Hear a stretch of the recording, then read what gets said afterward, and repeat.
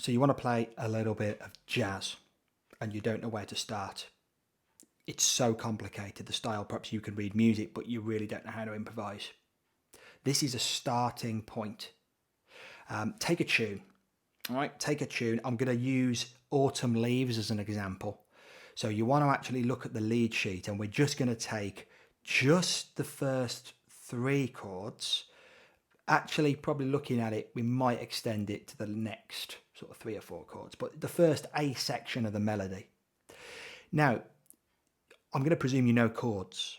So if I say play an A minor 7, you'll be able to play an A minor 7, for instance. Here's a little trick when you're playing the 2-5-1 progression, what to do in your left hand. My tip is this: if you're starting out improvising, forget doing all the little comping stuff. You know, the comping left hands, which... Forget that, it's too complicated. Place a chord on beat 1 and leave it at that, and work on your right hand. That's tip number 1. Please listen to that. Trust me. If you're just starting out, you're not going to be able to combine left and right hands. So a little tip now for the 2-5-1 progression that works in every single key. A minor 7, look, that's chord 2 in the key we're in G major, which this piece is in. Although in theory it's in E minor, the relative minor key, but we're going to use G major in the first few chords. So this is a 2-5-1 in G major.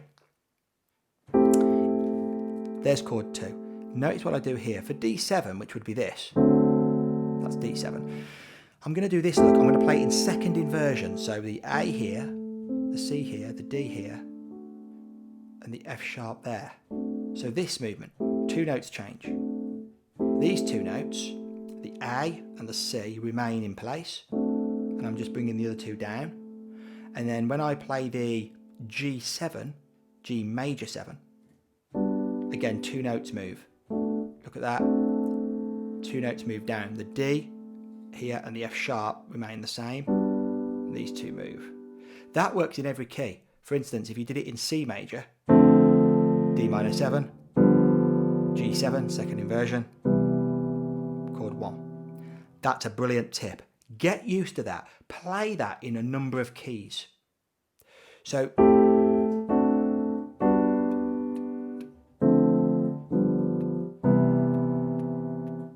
and just go through the cycle of fifths and get that formula. It works every time. When you see a 2-5-1 in a lead sheet, go for that. So that's the left hand dealt with.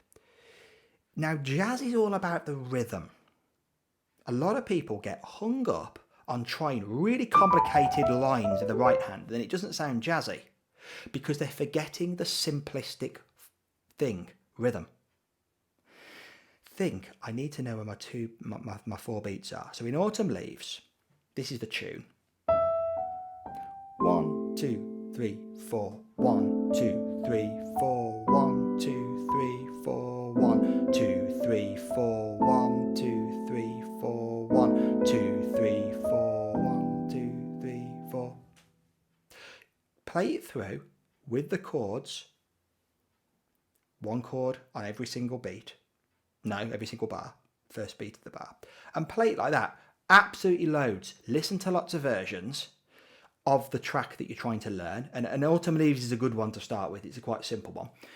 Listen to loads of versions of different jazz musicians and just get used to playing 1, 2, 3, 4, 1, like that through. That's the next stage. Now you're ready to put your right hand in. No one's going to blame you for playing the tune. So when a jazz soloist, a jazz pianist, goes through his solo, you'll be very surprised how linked it is to the tune. So here's the tune, look. What could we do to use that phrase, but solo on it? Watch this. All I did was go up. No, I didn't. I went like that. So instead of just playing the straight C, I've embellished it with just the B underneath. By the way, all the notes I'm going to be showing you today are all in G major. All of them. I may put a little chromatic note in a minute. I'll show you that. But did you see what I did there? I've changed the rhythm a little bit there, but the same similar notes. The rhythm's really important. Keep it simple. Here's the next chord. What I'm going to do, this is the tune, right? That's the tune. So what I'm going to do is maybe go. So I've used passing notes of the scale in between. So this should be the tune, D, E, F sharp and B. But I've gone. And I've used a D ahead. So let's see what that sounds like. I've even added a little chord there. So now we've got this. I might change it because when I improvise, things change.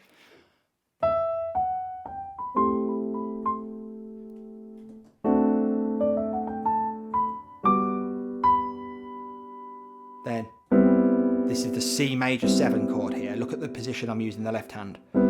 So that's just not a 2-5-1 here. I'm crossing over like a transition chord. So I'm going to go to the F sharp minor flat 5. But what I'm going to do here, maybe go.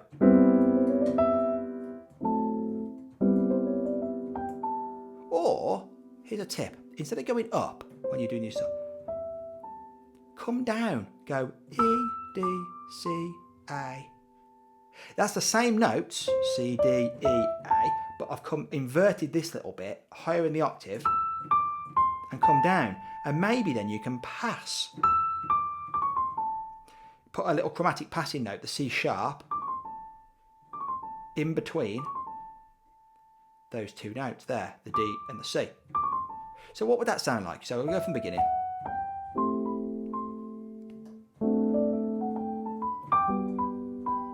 And then here, watch this. Had to do a little bit of embellishment. So 1, 2, 3. That sounds quite cool. And I'll mess with that. And what the important thing to do now is, now you've got a little idea, don't just try to move on through the piece. Go back. Work on that, just that one section. So.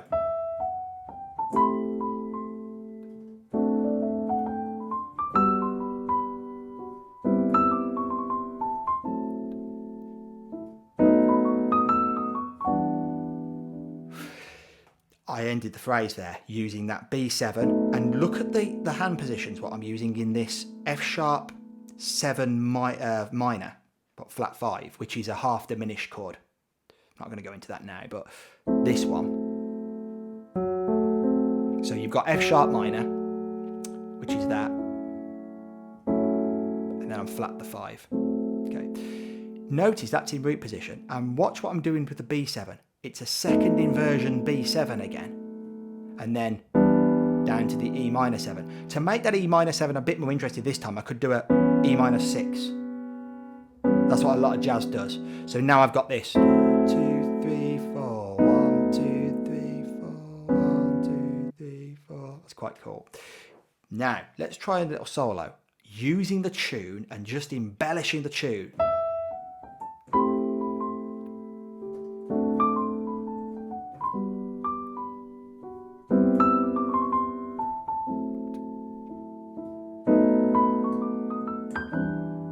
Notice I'm finishing on an F sharp. That makes it sound really jazzy. Why? Because E minor 7, which I played and not the E minor 6, I should have played 6. E minor 7, look, has E, G, B and D in it. If I was to end the F sharp, the phrase on the F sharp, it's not a chord tone, it's a ninth, and it just sounds so melancholy. And that is a trick that a lot of jazz pianists will do to end a phrase on, rather than ending it on one of the chord tones. For instance, you could have gone like this. End on the E. It's a bit boring, the tune does that. So just adjust that and go, maybe, leaves it hanging. And especially in sort of soft jazz, sort of cocktail jazz, maybe stuff you might hear in a jazz trio doing a restaurant, that is really effective. Let me just show you how that would work, right? I'm not going to talk now, I'm just going to play a little performance. Slow version of Autumn Leaves.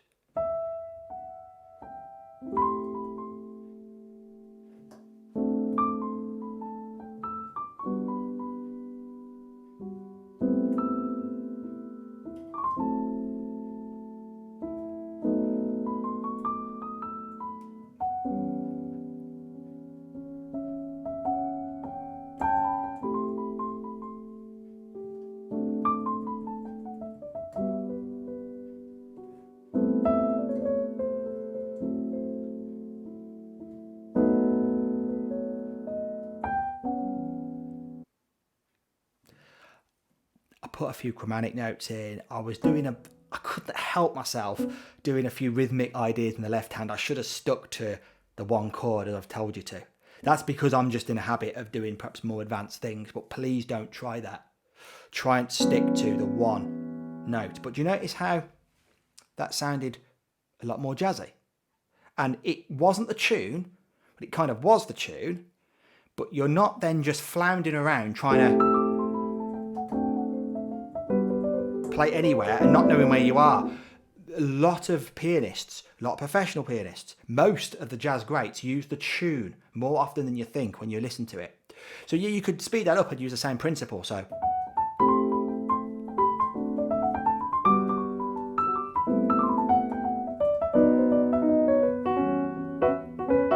even if you had some modern jazz versions,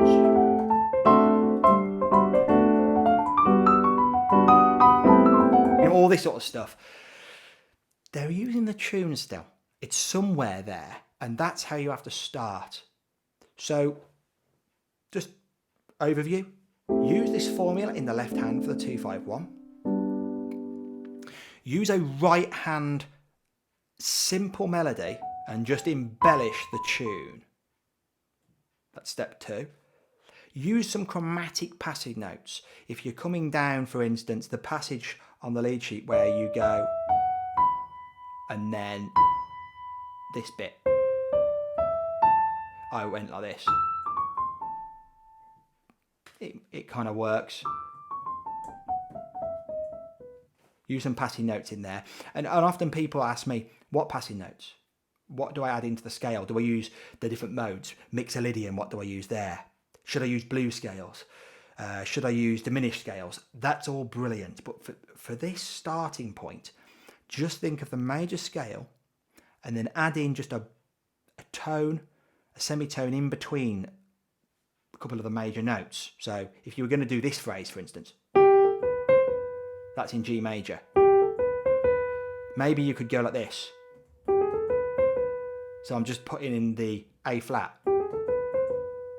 And that would work with, say, a G7, wouldn't it?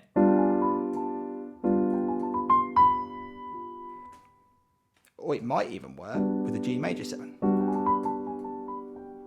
It does. So don't get too hung up about scales, because what happens if you start thinking about scales too much is that you start to go, right, I'm in D now, right, I'm in G now, right, I'm in A minor now. And you start to sound, your solos start to sound like this. There's a place for that, but at the moment, just think, I'm in G major, I'm just going to use the notes of the tune, use something like Autumn Leaves, it works with any other tune as well, and work on that. Try and get that sort of idea going on. That's going to help you get into the world of jazz. But I can't stress enough listening. I hope that's been a little bit helpful. If you've got any questions, just contact me. If you want some lessons as well, on my website, www.kwmusic.co.uk, and please get in touch and we can go from there. Have a good day.